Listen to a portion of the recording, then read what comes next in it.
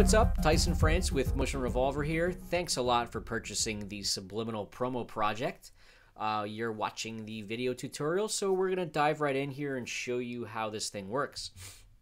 Once you unzip the main file and open up the contents, you will be presented basically with a folder structure somewhat like this. There are two After Effects projects located inside of here. One is a clean version and one is the preview version. The preview version is going to contain all of the animations and keyframing that you saw in the preview video, whereas the clean version is going to be more of a clean slate, stripped down project that you can start with to kind of create your own thing without having any of this stuff I already created get in the way. So depending on where you want to start, choose your file. We're going to be working with the preview version here. Obviously, none of the images or stock video that you saw in the preview are included with this project. So, even though what you're going to see here is going to contain everything you saw in the preview video just for tutorial purposes so that you can see the final product. All right, so once you open up the preview project,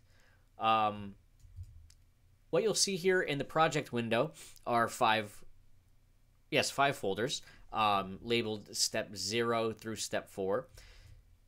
Step 0 is where you import your assets. So pretty much this should pretty much be the folder structure you see when you twirl that open. Audio obviously is where you would import any soundtrack or sound effects you want to use. Graphics are already going to contain all of these stock images here that you can use in your project, which is kind of cool. The images folder, which I have a whole bunch of images imported into. The logos, solids is just used for the project, and then any stock video that you want to use for the animation. So that's where you would import everything so that it stays organized and you know where to find it when you need it. All right, moving on to step number 1 is where you insert your media. So all that media that you just imported that you're going to use in the project, whether it be photos, images, videos, logos, sound effects, graphics, whatever it may be, this is where you're going to insert it. So folder number 1 here is the soundtrack, and we twirl this open. What you will likely find is this layer structure, but with these files missing. And the reason the files are missing is because obviously I cannot include them with the project because I do not own them. But what you can do if you like the project, since technically these layers are animated exactly to this track, you can purchase these files using the links on the Video Hive page and pretty much import them into the project and just replace these layers, and you don't even really have to edit them. If you were to purchase the files and then rename them to this exact naming convention and then relink the files, they'll actually update perfectly without having to do any edits whatsoever. Now, granted, that is if you need a project exactly like this, as this duration and that sort of edit and whatnot, but you kind of get the idea. If you have any questions regarding the soundtrack and replacing the files, please don't hesitate to contact us. All right, so that's the soundtrack. The titles, there are currently 20 pre-built titles. I believe I only used 13 in the preview video, but there are 20 placeholders here available for you. So if we open up one of these, you can see that's one of the first titles, just says Subliminal Promo. Obviously, this is that 232 MKSD font that you can download. There's also a link to that on the Video Hive page. You can change the text. You could double-click on this layer and change it to any text you want. I typed everything in caps.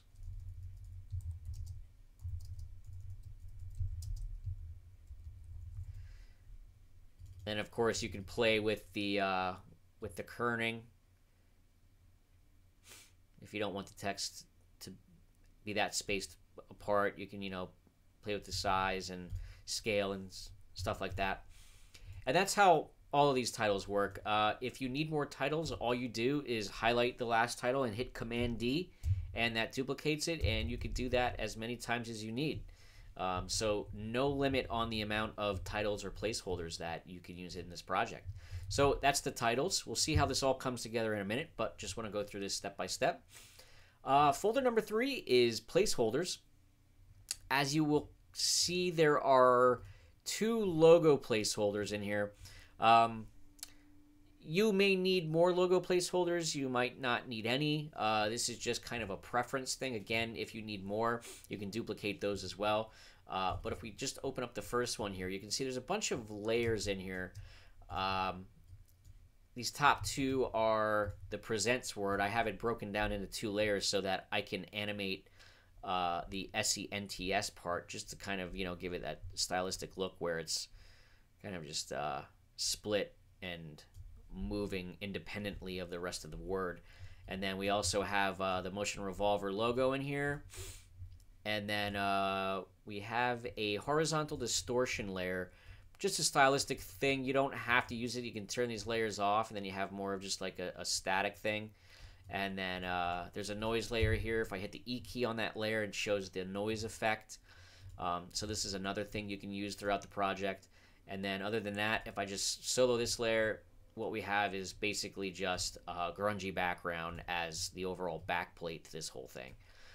So again, you could even just build your own thing. You could delete all these layers and import your own logo and put in your own text and textures and animate your own stuff and use it that way too. You don't have to use any of this stuff that I have here. Feel free to change any of it as you see fit.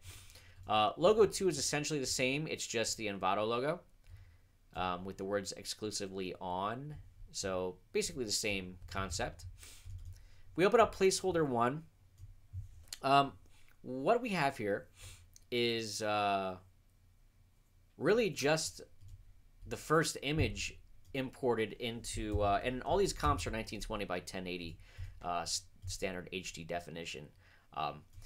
Now, there are multiple points throughout the animation that you can create keyframes to make things move. You can do that within the placeholder comps, or you could do that later on in the main comp. I'll show you that in a second. But let's say, for example, you imported this image and you didn't want it to be a static image. You wanted it to, scale up quickly over a short period of time. So we might click the scale attribute here, and then maybe over the course of 2 seconds, we'll scale it up a bit.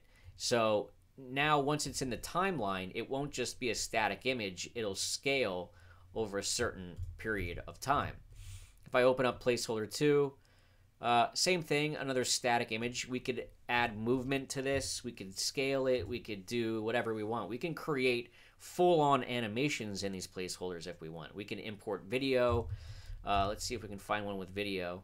It's another one with an image. Another thing that I was doing is I was using the invert effect to, at some point, if an image was static, let's say at 20 frames here, we want this to invert. So what we might do is go up to Effect, Channel, Invert, and now what we have to do is keyframe that so that we'll hit the Blend with Original keyframe, move that down 1 frame in time, and then set this to 100 so that it's actually the original image, and then at 20 frames, it inverts, which creates kind of a cool effect.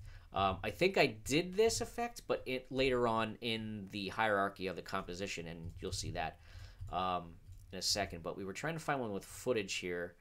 Again, here's one with a title, and then just a grungy background that's slightly moving. But then right at 15 frames, I added another graphic in here, just to kind of add another visual element. Pops on the screen. Let's see if I can find one with video. Where is video?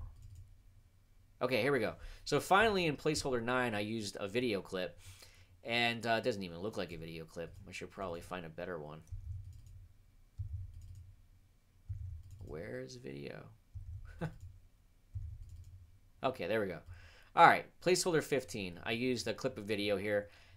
And again, really nothing special here. I just dropped a piece of video in. You can edit multiple clips into one placeholder if you want. You don't have to have just one image or one video in a placeholder. You can create, like I said, entire animations, entire edits within one placeholder. Now, all these placeholders are 5 seconds long. You can extend the duration of these placeholders by, say you needed it to be 20 seconds long. You just hit the Command K button, and you can change that to 20 seconds or whatever you need. Change the overall duration of those comps. So that's basically the gist of all these placeholders, and I made 62 of them. It's an odd number, obviously, but 62 is what I needed to create the preview video. You might not need 62, or you might need 262. Again, all you need to do is just click on the last one and hit the Command D key, and you can duplicate those comps to as many as you need. Again, there is no limit on the amount of placeholders that you can use in this project. All right, so once you've imported all your media and animated it the way you wanted it, we can move on to step 2, which is building the animation. Now, in your project, it will look something like this. This displacement map will be in the setup folder. We'll get to that displacement map in a bit. But let's see. We'll open up the subliminal promo build. Okay.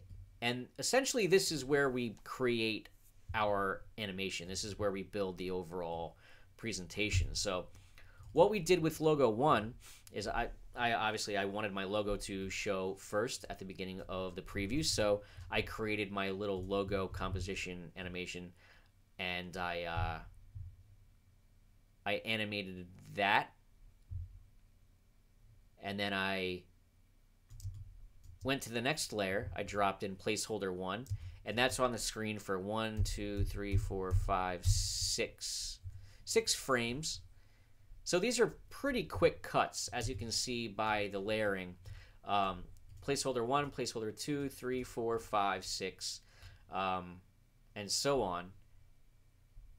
So it creates pretty quick cuts. Probably what I didn't mention before is, okay, so placeholder 4 is actually where the very first title appears.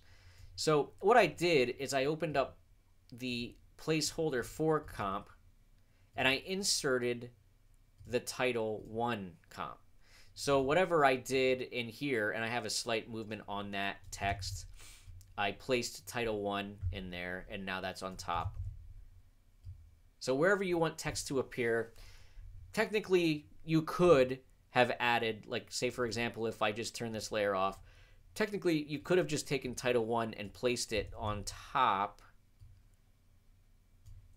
of this layer and sort of matched the duration, and you essentially wind up with the same effect. You would have to make a few more adjustments, but I tried to keep everything basically combined and minimal in, you know, single composition, so that I didn't have tons of layers in this comp. I mean, obviously I still have 65 layers in this composition, so it pretty much depends on how large your project is and how well you want to manage it. But just scrubbing through here, you know, you can see just a lot of quick cuts with some images. There's another title. We twirl that open, and that's title number 2, which is nested inside of placeholder 8. So that's pretty much it. I mean, if you like the way this was edited, you could pretty much just go through here and replace all the placeholders with your own images and video and titles and whatnot, and you would wind up with the exact same pace, animation with the audio and all that stuff. Or you could delete all this or open up the clean version of the After Effects project, and you would basically have a comp that didn't contain any of these layers, and you could go in here and drag in all of these placeholder layers into this composition and edit your own video. So it's basically just like editing a video. It's a modular format. You can import the layers that you need, make them as long as you want. This composition in particular is 1 minute long.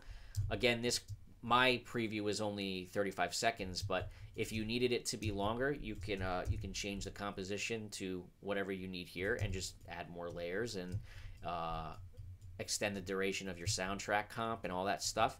Again, if you have any questions as far as increasing duration or adding placeholders or whatever, always feel free to contact us. All right, so moving on to step 3, which is the customized look. We'll open that up. And what we have here is this subliminal promo build composition, which is where we just edited everything. We were just placing our layers and changing timings and whatnot. We have that now placed into the promo composite composition. And these yellow layers on top here is where we can change the overall global look of this animation. Because if we go back here, obviously all the footage is still colored, and you might even want that look. So, for example, we got that look by adding a Tritone Effect to the footage. So we could turn that off, and we still have our color again. So, or we could play with the overall tint. We could go to our tritone, click on the effect. We could go to our effects panel or twirl that open in the timeline. And let's see, instead of like a bluish tint, if we wanted like a reddish tint, you know, that's how we could affect that. And then the entire project has a red tint. We could also affect the overall blending. If this would stop scaling on me. Okay. If we only wanted the footage to be slightly tinted blue, like let's go to this one. Let's say we only wanted it to affect it about 50%. So we changed the blend with original to 50%. And now you can see we get a little bit of the color showing through, but it still has a little bit of that blue tint. And again, you can change the overall hue or saturation. So if you wanted it to be more of like an uneasy, warm, reddish tint. So that's full on red. That would be 50% red. So, you know, you could customize this however you wish, but I'm going to put that back to where it was. And that's the tint. Adjustments is, right now, it's just curves. This just kind of increases the contrast with the highlights and darkness. Like, so that's a pretty good image here. We'll use that as an example. If we go here and mess with the curves, you can see we can play with the overall darkness and lightness of an image. You know, you can even add, like if you wanted to add like a levels layer to this, we go up here and go to color correction, levels. So we can even add effects to this if we want. Pretty much anything's fair game here. Whatever you want to add to the adjustments layer, feel free to add it. The vignette, we can toggle this on and off just by turning on the visibility layer. This is really just a mask. If I hit the M key twice on the vignette layer, we can see the options here. So we can play with the feathering of the edge. If we wanted like a real hard edge, say for example, now we have a real hard edge, as you can see. Might be able to see it better here. Okay, so I think I had this up to 560. So that's a real soft vignetted edge. If we wanted a real hard one, maybe drop it down to maybe like 100. You could also play with the mask expansion. As you can see, we could make the mask real tight or take it out real wide. We'll put that back to where it was. You could also add a tint to this if you wanted to. There's a tint effect on here already if you hit the E key and show this and then click the map black to. Let's say we wanted like a different colored vignette. We can add like well, whatever we want, as you can see, and scroll through, and now we have kind of a cool effect. It's got blue in the middle and then yellowish on the edges. Could even do like a red version. That's pretty cool too. So that's how you can change the color of the vignette. The grain is added in here just for a stylistic thing, kind of like softens everything up a bit because you don't really want this to look too crisp. After all, it is a grunge project. It kind of goes with the theme. Now, the grain effect will add a lot of render time to the overall project. So, if you want your project to render quicker, I would suggest turning the grain layer off. You won't. It's sort of a personal preference. You won't see a huge difference with the grain because of the type of project.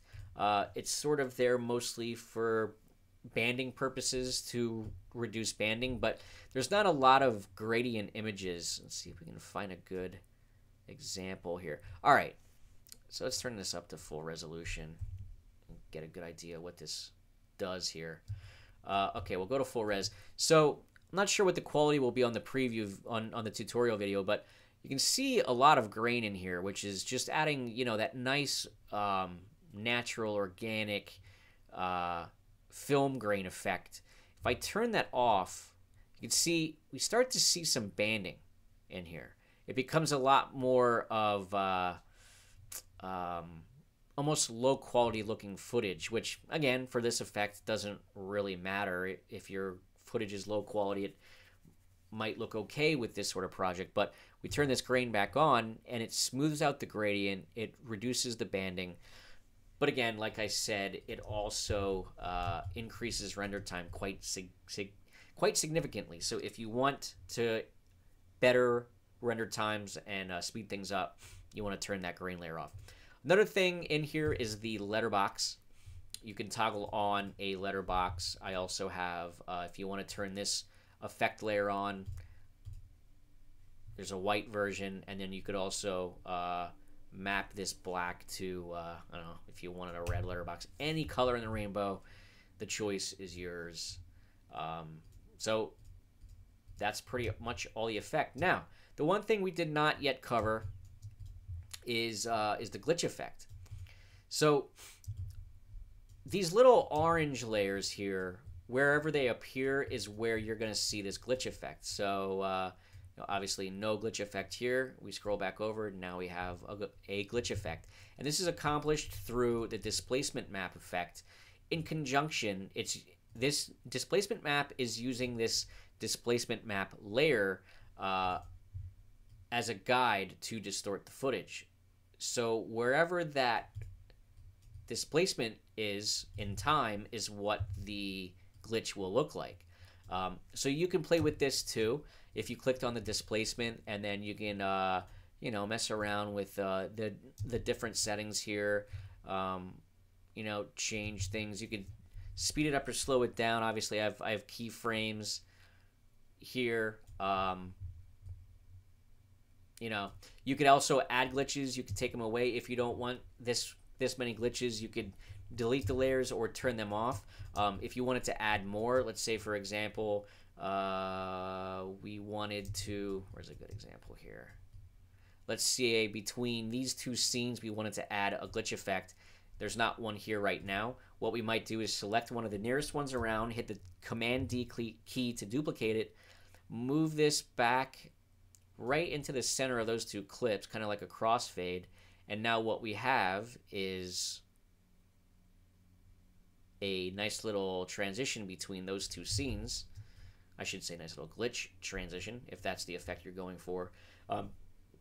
So essentially what you could do here is take any distorted footage, glitchy image animation and place it in this into this displacement map composition, and it will become the base for your glitch effect. So if you want something else, if you don't like this displacement map and you want to use something that you've created or have seen somewhere else, feel free to drop it into this displacement map comp, and make sure it's as long as this has to be filled with footage. So basically, if your, for example, if your animation is 30 seconds long, make sure that whatever you've placed in here is at least 30 seconds long. But again, if you don't like the glitch effects, you can just highlight all these, toggle them off, and now there's no more glitch effect. As you can see, if I hover over this one orange layer down here, there's no glitch effect unless I turn this layer on. Now there's a glitch effect. So we'll turn those back on. All right. Okay, so that's pretty much customizing the look. Again, you could add more layers and more effects in here if you really wanted to. Feel free to experiment. And then really last step is step 4, which is the render comp, and there are 2 preset resolutions in here, 720p and 1080. Again, whatever resolution you want to render out, choose whichever one and drop it into the render queue, and you're good to go. And that's that. Again, these are 1 minute long, so because this preview was only 35 seconds, that's where it ends. That is the process of customizing Subliminal Promo. I hope I didn't miss anything, but as always, if you have any questions or comments or concerns, please email us or use the contact form on either motionrevolver.com or our Video Hive page. And thanks for watching the tutorial, and good luck with your project.